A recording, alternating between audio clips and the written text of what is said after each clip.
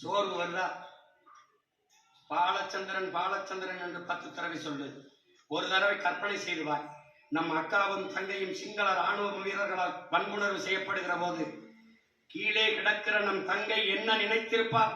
உலகெங்கும் இத்தனை கோடி அண்ணன் தம்பிகள், மாமமைத்தினர்கள், சித்தப்பன், பெரியப்பன்கள், இவ்வளவு பேர் மானத்திற்காக உயிரையிட்ட இனத்தின் மக்கள், இத்தனை பேர் இருந்து எனக்கு இந்த ஈன நிலையா என்று எண்ணி இருப்பாளா? இல்லை. அந்த எண்ணத்துக்குள் போ, அந்த எண்ணத்துக்குள்ளே போ.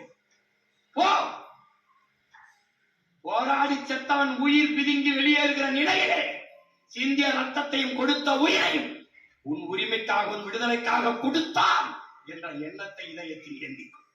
உன் சிந்தனை முழுக்க நிறைத்துக்கொள். சோர்வு என்பது எங்கே வரும்? எங்கே வரும்?